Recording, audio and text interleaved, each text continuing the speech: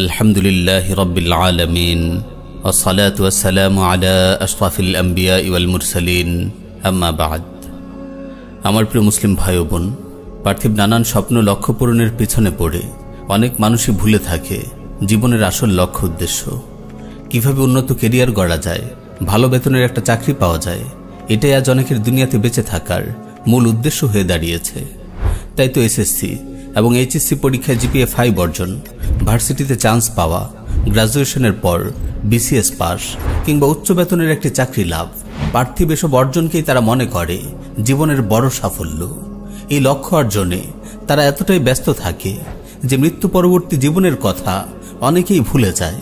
Private coaching আর রকমারি course নিয়ে ব্যস্ত মানুষগুলোর কাছে ইলম অন্বেষণ, সালাতের জন্য সময় ব্যয়, ইবাদত বন্দেগীর বিষয়গুলো বরাবরই ঐচ্ছিক মনে হয়।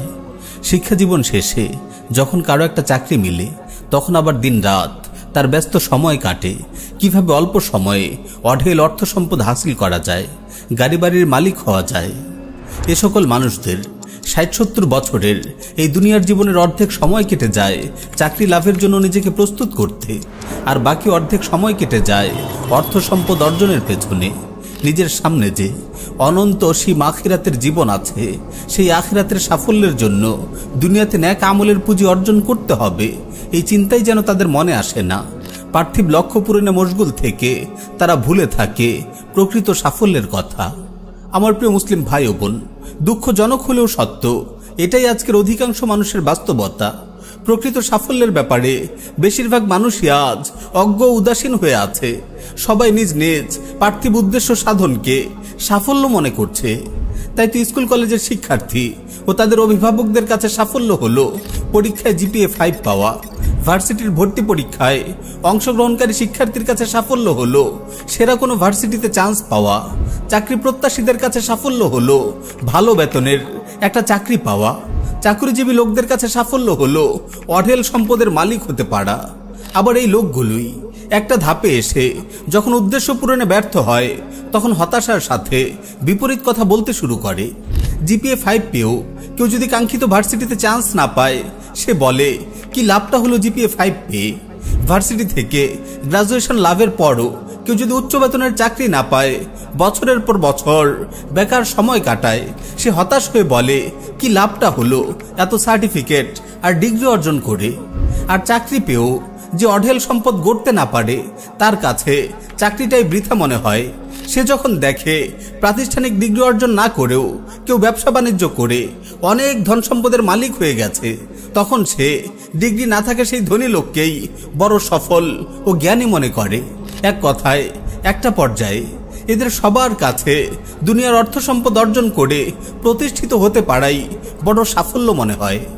আমার প্রিয় ভাই ও বোন, শিক্ষা জীবনে ভালো রেজাল্ট করা, জিপিএ 5 পাওয়া, ডিগ্রি লাভ করা, ভালো বেতনের চাকরি পাওয়া, অর্থ সম্পদ অর্জন করা, এই সব কিছুকেই আপনি আপেক্ষিকভাবে পার্থিব সাফল্য বলতে পারেন। তবে জেনে রাখবেন, এগুলোর কোনোটাই একজন মানুষের চূড়ান্ত ও প্রকৃত সাফল্য নয়। তাহলে কি আমাদের চূড়ান্ত ও প্রকৃত সাফল্য? আমার প্রিয় ভাই ও বোন, কখনো কি এই বিষয়টি নিয়ে একটুও চিন্তা করেছেন যে মহান স্রষ্টা আমাদের সৃষ্টি করেছেন, তিনি কোন বিষয়টিকে আমাদের জন্য প্রকৃত সাফল্য বলেছেন? সূরা আলে ইমরানের 185 নম্বর আয়াতে আমাদের রব প্রকৃত সেই সাফল্যের কথা আমাদের জানিয়ে দিয়েছেন। ফামান যুহজিহা আনিন নার ওয়া উদখিলাল জান্নাতা ফাকাদ ফাজ, যাকে জাহান্নাম থেকে দূরে রাখা হবে এবং জান্নাতে প্রবেশ করানো হবে, সেই সাফল্য লাভ করবে। হ্যাঁ আমার প্রিয় ভাই ও বোন, জাহান্নাম থেকে রক্ষা পেয়ে জান্নাতে প্রবেশ করতে পারা, এটাই চূড়ান্ত ও প্রকৃত সাফল্য। যে ব্যক্তি দুনিয়ার জীবনে আল্লাহর হুকুম আহকাম মেনে চলবে, তার অবাধ্যতায় লিপ্ত হওয়া থেকে বেঁচে থাকবে, সেই আখিরাতে জাহান্নাম থেকে রক্ষা পেয়ে জান্নাতে প্রবেশ করতে পারবে।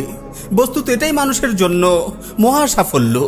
পক্ষান্তরে যে ব্যক্তি আল্লাহর ইবাদত বন্দেগী থেকে বিমুখ থাকবে, তার অবাধ্যতায় লিপ্ত হবে, দুনিয়াতে সে যত বড় ডিগ্রিধারী হোক না কেন, যত ধন সম্পদের মালিকই হোক না কেন, এসব কোনো অর্জনই জাহান্নাম থেকে মুক্তির ক্ষেত্রে তার কোনো কাজে আসবে না। আখিরাতের জীবনে সে চরম ক্ষতিগ্রস্ত হবে। সুতরাং আমার প্রিয় ভাই ও বোন, আপনার রব আপনাকে কেন সৃষ্টি করেছেন সেই উদ্দেশ্য সম্পর্কে জানুন, তবেই আপনি প্রকৃত সাফল্য অর্জনের ব্যাপারে মনোযোগী হতে পারবেন। আপনার রব মানব সৃষ্টির উদ্দেশ্য সম্পর্কে বলেছেন, ওয়ামা খালাকতুল জিন্না ওয়াল ইনসা ইল্লা লিয়াবুদুন, আমি জিন ও মানুষকে কেবল এজন্যই সৃষ্টি করেছি যে তারা আমার ইবাদত করবে। আপনি কেবল পার্থিব পরীক্ষাগুলোতে ভালো রেজাল্ট করাকেই জীবনের একমাত্র লক্ষ্য বানাবেন না। মনে রাখবেন, আপনার রব আপনাকে পরীক্ষা করছেন। সূরা আল ইনসানে আল্লাহ তাআলা ইরশাদ করছেন, ইন্না খালাকনাল ইনসানা মিন নুতফাতিন আমশাজ নাবতালিহি ফাজআলনাহু সামিআন বাসীরা, আমি মানুষকে সৃষ্টি করেছি সংমিশ্রিত শুক্রবিন্দু থেকে তাকে পরীক্ষা করার জন্য। এজন্য আমি তাকে করেছি শ্রবণ ও দৃষ্টিশক্তি সম্পন্ন। সূরা আল মুলকে তিনি আরো ইরশাদ করছেন, আল্লাযী খালাকাল মাউতা ওয়াল হায়াতা লিয়াবলুয়াকুম আইয়ুকুম আহসানু আমালা, যিনি সৃষ্টি করেছেন মরণ ও জীবন যাতে তোমাদের পরীক্ষা করেন কে তোমাদের মধ্যে আমলের দিক থেকে উত্তম। সুতরাং আমার প্রিয় মুসলিম ভাই ও বোন, আপনার রবের এই পরীক্ষা উত্তীর্ণ হওয়ার ব্যাপারে আপনি মনোযোগী হন। প্রকৃত সাফল্য অর্জনে আপনার দুনিয়ার এই জীবনকে কাজে লাগান।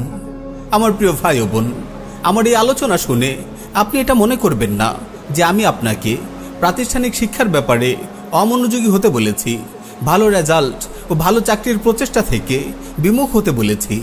না, আমি বরং আপনাকে স্মরণ করিয়ে দিচ্ছি, দুনিয়ার প্রাতিষ্ঠানিক পরীক্ষাগুলোই আপনার আসল পরীক্ষা নয়।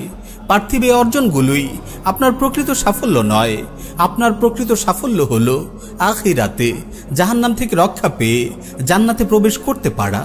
আখিরাতের এই সাফল্য লাভের জন্য আপনাকে দুনিয়াতেই মজবুত ঈমান ও নেক আমলের পাথে অর্জন করতে হবে।